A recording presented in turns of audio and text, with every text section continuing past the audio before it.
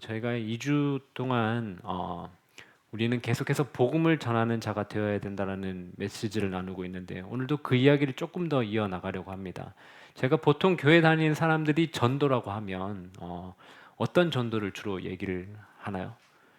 두 가지 정도를 얘기하는데 관계 전도라고 얘기하기도 하고 노방 전도 이렇게 두 가지로 크게 나누는 것 같습니다.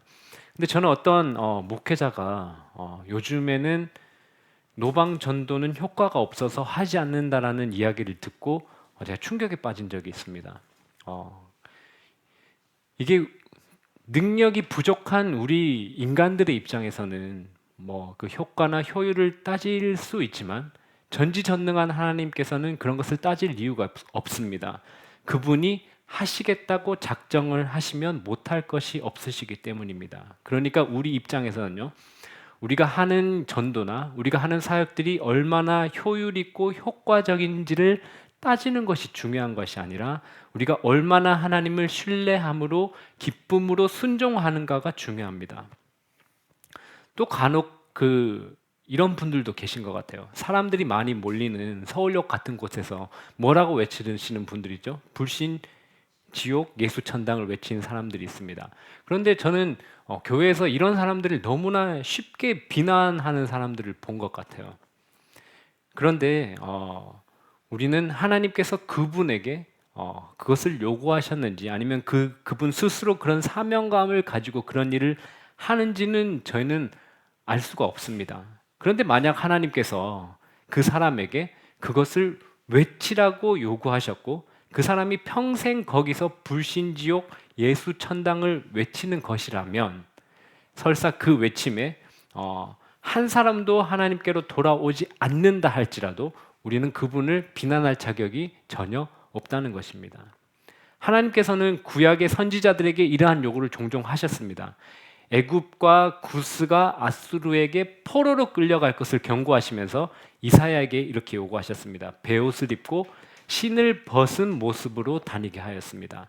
또 예루살렘이 심판을 받아 포위되고 기근을 겪으며 이스라엘 백성이 이방 땅에서 부정한 음식을 먹게 될 것을 경고하시기 위해서 에스겔에게 쇠똥의 음식을 구워 먹게 하셨습니다.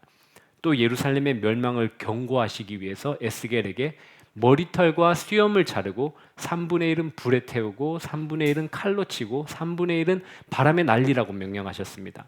하나님께서 이러한 일들을 그들에게 명하셨다면 그것을 보는 우리는 그러한 행동에 대해서 함부로 비난을 할 수가 없는 것입니다. 그러니 우리는 그런 자들을 비난하고 효율성을 따지기보다는 우리 자신이 어떻게 올바르게 예수 그리스도의 복음을 전하는 자가 될 수 있는가를 생각하고 그렇게 하면 되는 것입니다.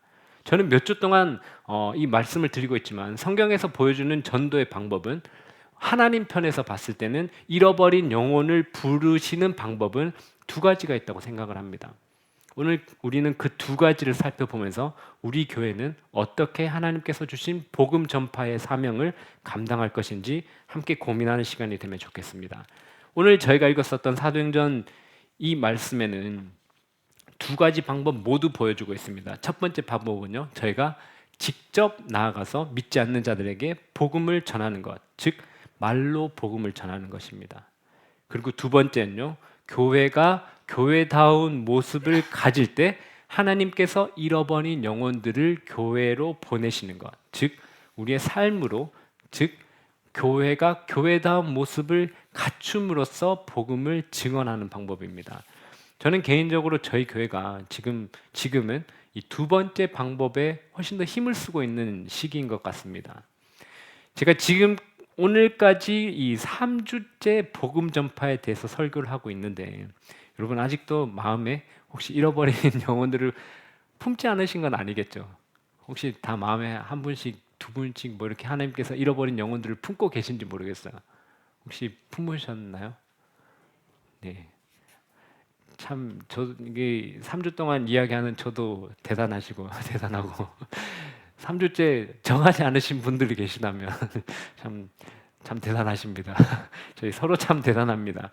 오늘 본문 순서대로 저희는 첫 번째 전도 방법에 대해서 한번 먼저 나눠보고 그 다음에 두 번째 전도 방법을 나눠보려고 합니다. 첫 번째 전도 방법은 제가 세상에 나가서 직접 말로써 복음을 전하는 것인데요. 이 사도행전 2장 앞부분에 보면 예수님께서 부활하시고 아버지 우편으로 가시면 내가 이제 보혜사 성령님을 보내겠다라고 약속하셨던 그 성령님이 강림하시는 이야기가 나옵니다. 저희가 잘 알고 있는 이 오순절 날에 최초의 교회가 세워지는 그 모습을 기록하고 있습니다. 사도행전 2장으로 한번 앞부분을 한번 가볼까요? 2장 4절 6절 말씀. 사도행전 2장 4절 6절 말씀 우리 함께 합독해 보도록 하겠습니다. 사도행전 2장 4절에서 6절 말씀. 그들이 다 성령의 충만함을 받고 성령이 말하게 하심을 따라 다른 언어들로 말하기를 시작하니라. 그때에 경건한 유대인들이 천하 각국으로부터 와서 예루살렘에 머물러 있더니 이 소리가 나매 큰 무리가 모여 각각 자기의 방언으로 제자들이 말하는 것을 듣고 소동하여. 아멘. 성령님이 오시고 제자들은 다른 나라 언어로 하나님이 하신 큰 일에 대해서 말했고, 오순절에 이 오순절을 지키러 온 경건한 유대인들이 그들이 온 나라의 말로 제자들이 복음을 전하는 것을 듣고 놀랐습니다. 그렇게 제자들이 각 나라의 방언으로 복음을 전하니까 이것을 들었던 어떤 몇몇 사람들은 야, 저 사람들 술에 취했구나라고 조롱을 했었습니다. 그런데 베드로는 이게 술이 취한 것이 아니고 지금 이러한 일이 벌어지고 있는 것이다 라고 설명을 하는데요. 그 설명하는 부분이 23절입니다. 2장 23절. 23절 함께 읽어보겠습니다. 그가 하나님께서 정하신 뜻과 미리 아신 대로 내준 바 되었거늘 너희가 법 없는 자들의 손을 빌려 못 박아 죽였으나. 32절로 바로 가보겠습니다. 32절. 이 예수를 하나님이 살리신지라 우리가 다 이 일의 증인이로라. 아멘. 지금 술 취했다는 게 아니라 지금 어떤 일이 일어나고 있는지를 설명하고 있는데요. 무엇을 먼저 얘기하냐면 너희가 메시아로 온 예수 그리스도를 십자가에 내어주었고 그 십자가에 죽었던 예수 그리스도가 다시 부활했고 우리는 이 일의 증인이다 이렇게 얘기를 하고 있습니다. 그리고 33절 제가 한번 읽겠습니다. 33절. 하나님이 오른손으로 예수를 높이심에 그가 약속하신 성령을 아버지께 받아서 너희가 보고 듣는 것을 부어주셨느니라. 아멘.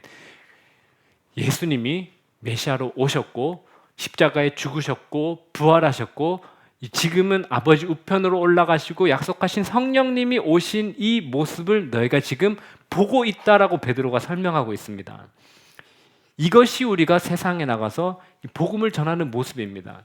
베드로의 설교를 저희가 쭉 읽어본다면 여러분 바울이 얘기했던 그대로예요. 바울이 저희가 지금 묵상하고 있는 고린도전서 말씀에 계속 보면 바울 자신은 철학의 지혜로 복음을 전하는 것도 아니고 세상의 지식으로 복음을 전하는 것도 아니고 단순히 나는 예수 그리스도의 주되심과 그리스도 되심을 전파합니다라고 얘기하는데 베드로도 그와 똑같이 아주 단순하게 복음을 전하고 있습니다. 그렇게 복음을 단순하게 전하자 성령님께서 역사하셔서 사람들을 믿음의 자리로 이끄셨습니다.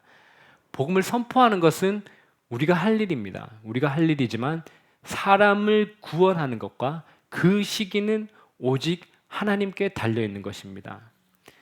오늘 본문 37절을 보면 성령님께서 이 복음을 들은 자들의 마음에 역사하시는 모습을 보여주는데 이렇게 기록합니다. 37절. 그들이 이 말을 듣고 마음에 찔려 베드로와 다른 사도들에게 물어 이르되 형제들아 우리가 어찌할꼬 하거늘. 이 복음을 듣고 마음이 찔려서 베드로와 형제들에게 우리는 어찌해야 합니까? 라고 질문을 하고 있습니다. 복음을 듣고 그것을 믿게 된다는 것은 우리가 복음을 잘 전하고 우리의 어떤 지식과 지혜로 그것을 해낸 것이 아니라 성령님께서 그 영혼 가운데 역사하셨다는 증거입니다. 사람은 도무지 이 복음을 믿지 못합니다.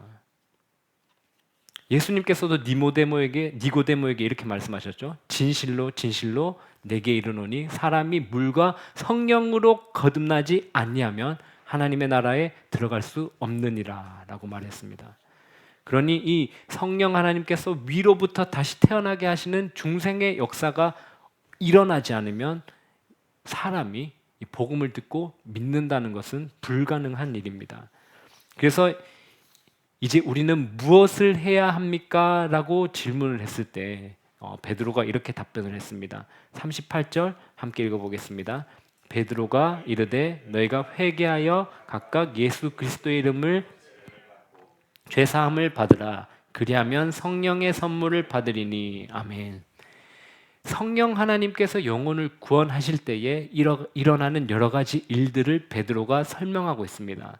그러니까 성령님이 잃어버린 영혼에게 일하실 때에 그 일하심에 순응하여 회개하고 세례를 받으라라고 베드로는 말합니다. 39절 계속해서 읽어보겠습니다.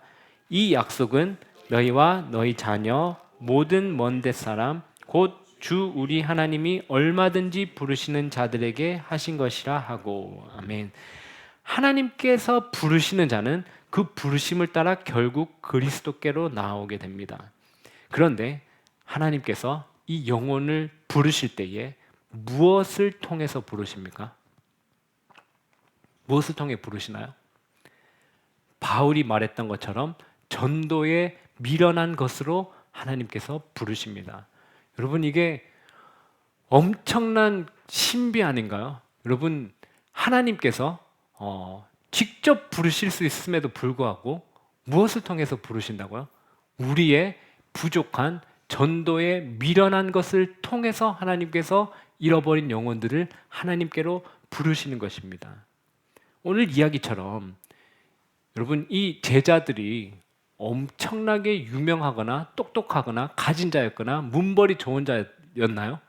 그러지 않잖아요. 저희와 마찬가지로 평범한 자들이었음에도 불구하고 이들이 아주 단순하게 복음을 전했을 때에 성령 하나님께서 그것을 사용하셔서 잃어버린 영혼들을 하나님께로 부르는 그런 귀한 역사를 일으키셨습니다. 여러분, 오늘날도 마찬가지로 저와 여러분처럼 평범한 사람들이 전하는 복음을 통해서 하나님께서는 영혼들을 부르시기를 원하시는 것입니다.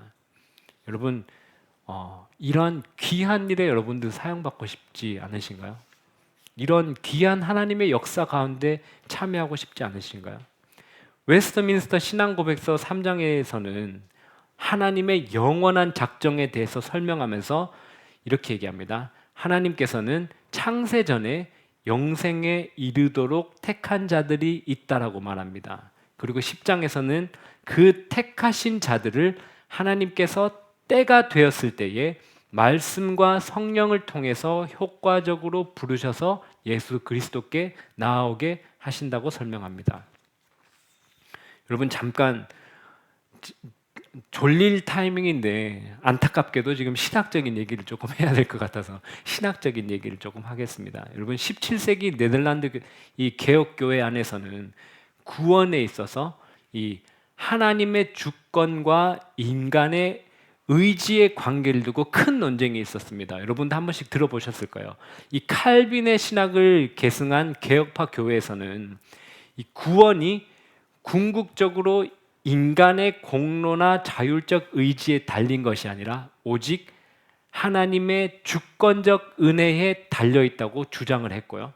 그리고 반대편에 있는 알미니우스라는 사람과 그를 따르는 사람들은 하나님께서 사람이 미리 믿을 것을 아시고 그 믿음과 관련해서 선택하셨다라고 주장합니다. 여러분, 졸리시는 중에 들으시니까 이게 무슨 말인지 전혀 모르시겠죠?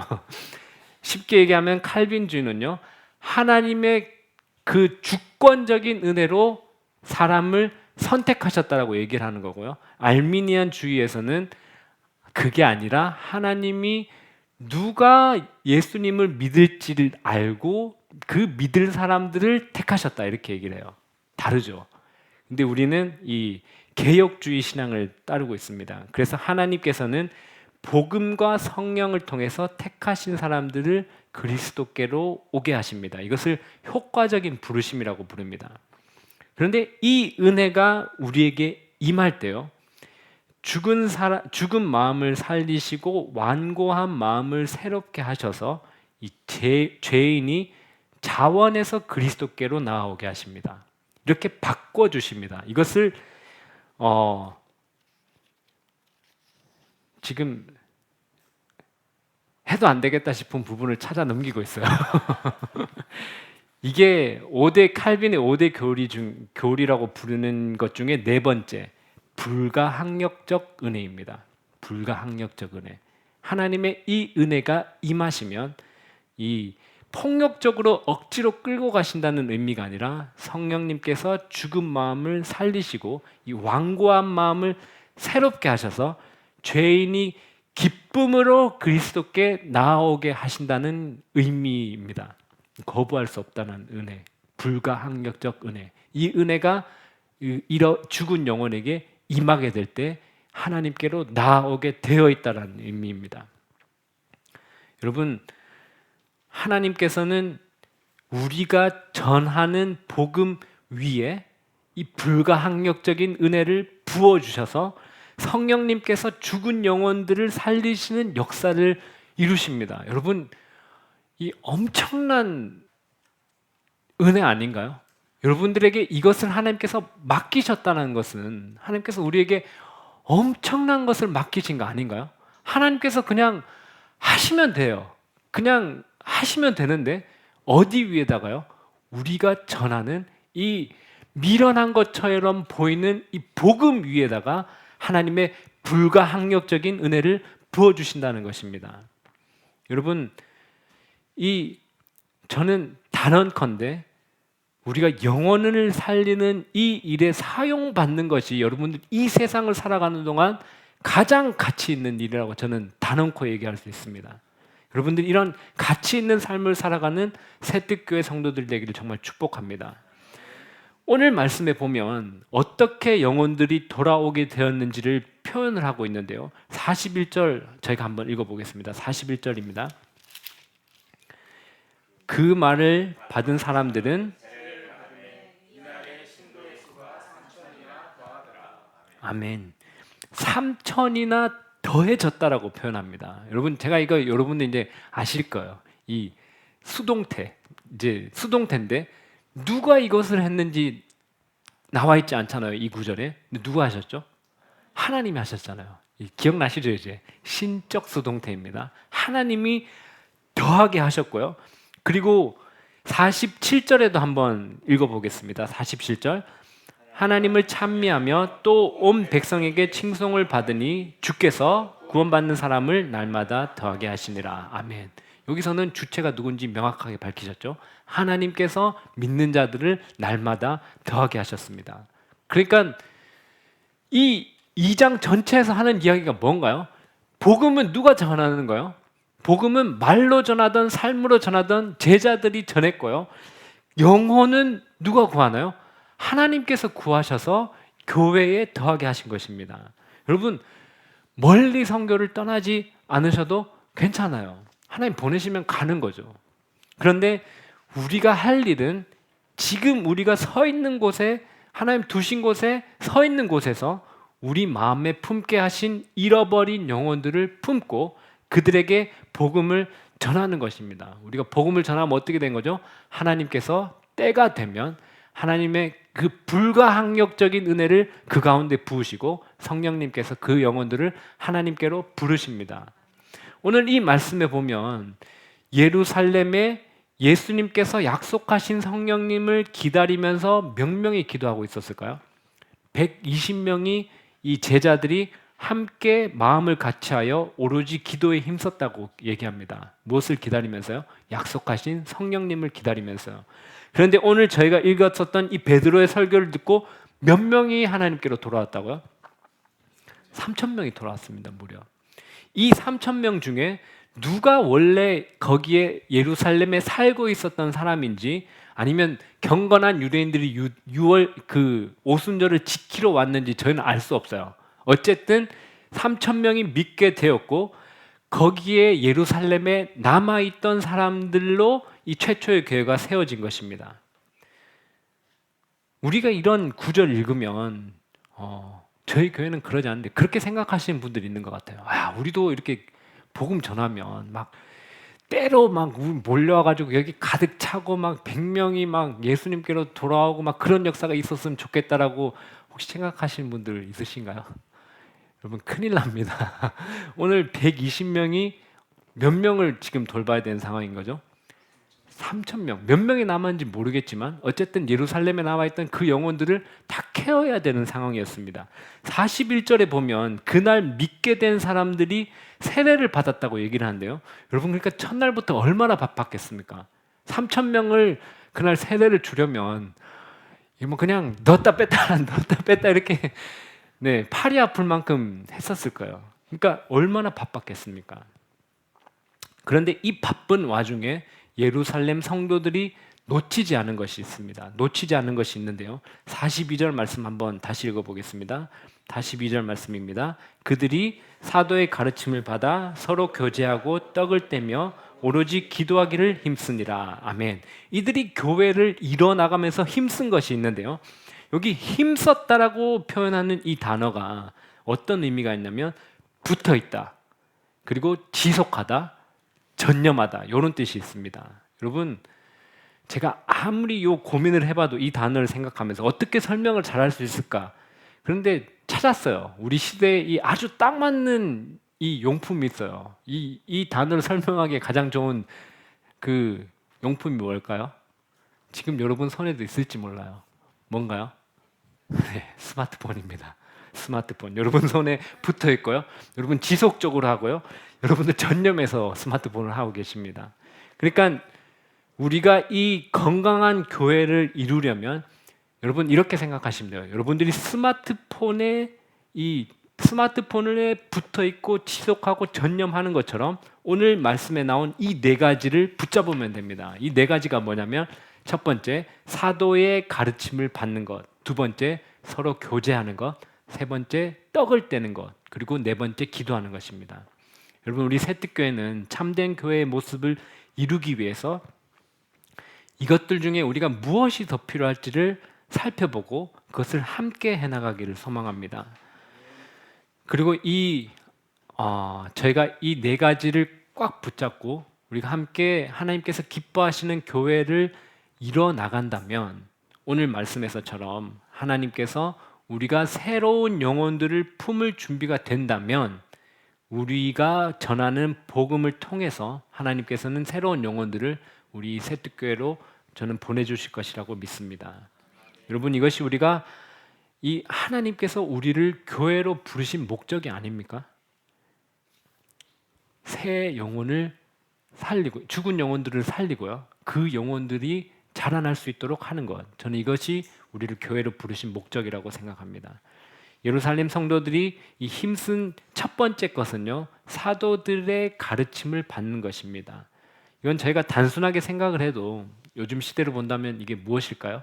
하나님의 말씀을 열심히 묵상하고 공부하는 것입니다. 여러분 이 얘기 나온 김에 한번 체크를 해야 될 것 같아요. 여러분들 개인의 매일의 삶에서 하나님의 말씀을 아까 그 단어 배웠죠? 제가 단어 원어로 얘기를 하지 않았는데 전념하다라는 그 단어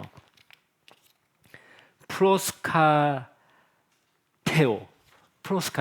네, 여러분들 이 전념하다. 여러분들이 하나님의 이 말씀을 여러분의 삶 가운데서 붙어 있고 지속하고 이 전념을 하고 있습니까? 여러분 하나님의 말씀을 그렇게 붙잡고 있나요? 여러분 우리가 구원을 받은 것도 하나님의 말씀을 통해서 받는 것이고 우리의 믿음이 자라는 것도 무엇을 통해 자라나요? 말씀을 통해서 자라는 것이고 우리가 은혜를 받는 것도 무엇을 통해 받나요?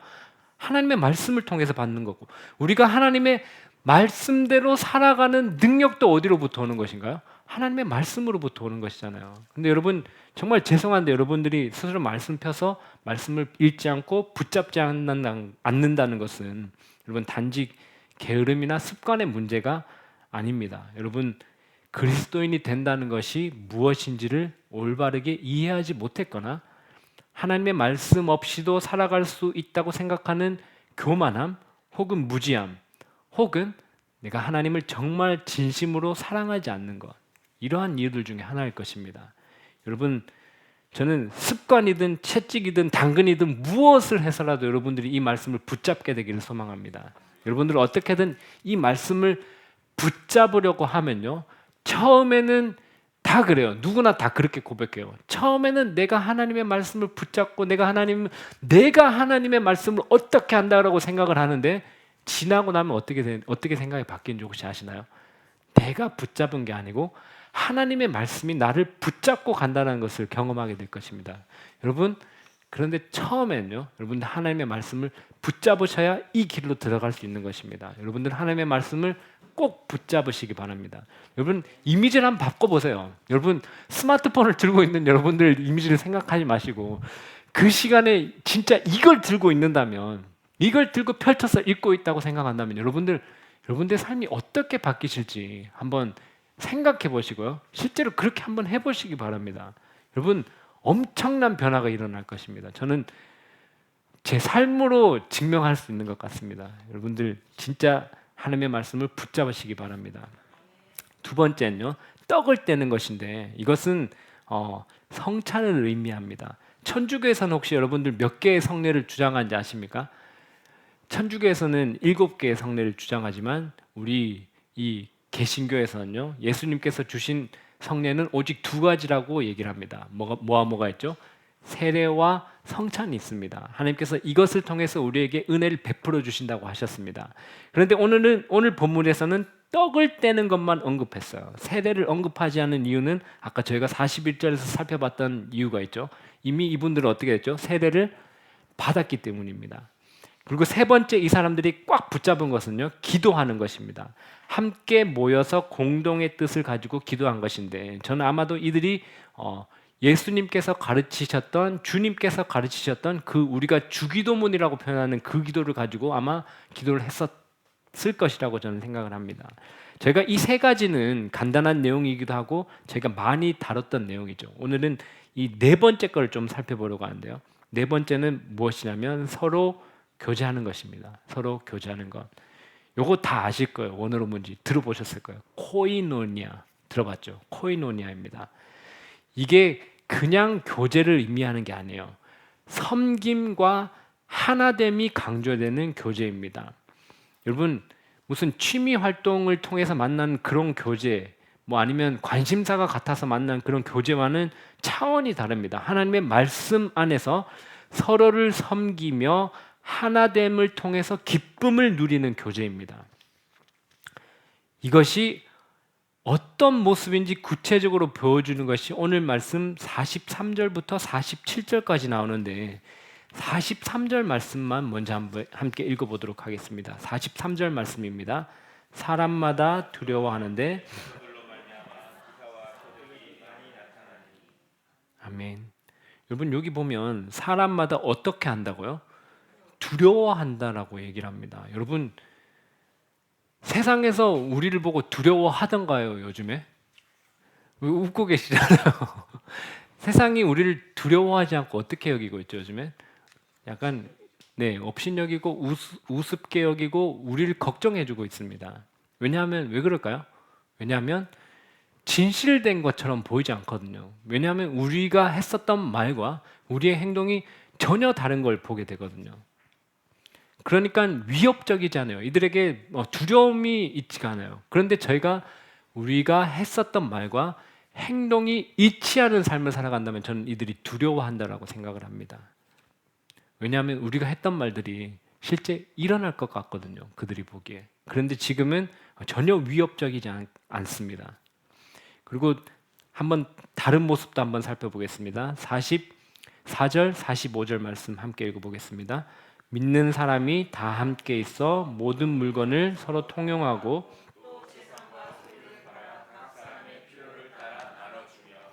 아멘. 네, 이게 우리가 가진 모든 재산을 팔아서 n분의 1을 하자라는 의미가 아니죠. 였으면 좋겠어요. 그런데 아니죠, 그죠?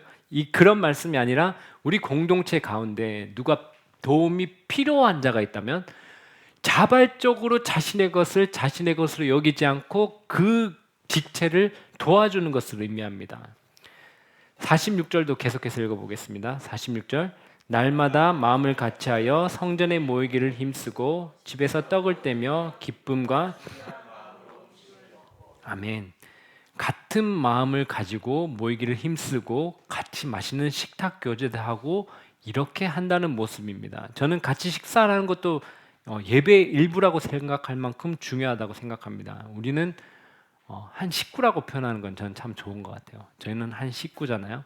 47절에 보면 이렇게 한 모습들을 통해서 늘 하나님을 찬양하며 세상 사람들에게도 칭송을 받는다라고 기록을 했습니다. 여러분 오늘 이 모습들을 보면서 우리 새뜻교회는 이와 비슷한가? 그렇지 않은가? 여러분들 마음속으로 한번 비교해 보시기 바랍니다. 그리고 우리가 하나님께서 영혼을 더하시는 그런 교회가 되기 위해서 무엇이 필요한지를 여러분들 스스로 한번 생각해 보셨으면 좋겠어요. 여기 계신 모든 분들이 똑같이 동의하지 않을 수 있을 것 같아요. 어떤 분들은 이게 더 필요할 것 같은데, 어떤 분들은 저게 더 필요할 것 같은데, 전 좋은 거라고 생각해요.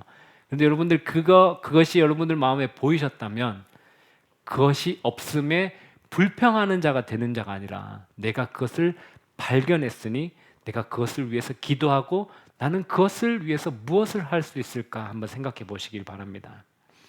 여러분 한 10여 년 전부터 나왔었던 용어가 있는 것 같아요. 가나안 성도. 여러분 들어보셨죠? 가나안 성도. 이게 어떤 의미죠? 안나가를 거꾸로 해서 가나안 성도라고 지칭하는 거죠. 주로 보면 교회에서 상처를 입고 혹은 실제로는 그렇지 않지만 스스로 상처를 입었다라고 생각하는 사람들이 교회를 떠나는 경우인 것 같아요. 그런데 참 아이러니한 것은 상처를 준 사람은 자신이 상처를 준지 안 준지 인지하는지 모르겠지만 어디에 남아 있죠? 교회에 남아 있습니다. 교회에 남아 있어요. 교회 잘 다녀요. 그런데 이게 참 안타까운 것 같아요. 시간이 어쨌든 교회를 떠난 사람 그리고 교회에 있었던 사람 시간이 지나가서 난 뒤에 보면 이 참 그런 것 같아요. 이 상처를 준 사람은 그래도 교회에 있으면서 조금씩 예수님을 닮아가면서 예수님의 형상으로 빚어나가는 것 같아요. 그런데 상처를 입고 교회를 떠난 자들은 어떤가요? 혹시 여러분들 그 주변에 이런 분들 계신지 모르겠어요. 그런데도 안타깝게도 이분들이 다른 교회 가서 또 믿음 생활을 잘하고 그러기보다는 믿음의 길과는 멀어지는 그런 경우가 더 많았던 것 같습니다. 그래서 하나님께서는 저는 이 교회에서 상처를 주고 입는 그런 모든 것을 차단하시는 것이 아니라 하나님께서는 그 상처를 통해서 용서하고 사랑하는 법을 배우게 하십니다. 그렇게 여러분 성도는 상처를 받더라도 어떻게 해야 될까요?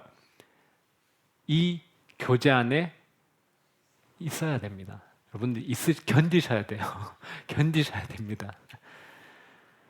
그래서 우리가 매주 오늘도 고백했었던 사도신경에 그렇게 함께 고백하셨잖아요. 뭐라고 고백하셨죠? 나는 성령을 믿으며 거룩한 공교회와 그다음 뭐죠? 성도의 교제를 끝 뒤에 가면 뭐라고 하죠? 뭐라고 고백하죠?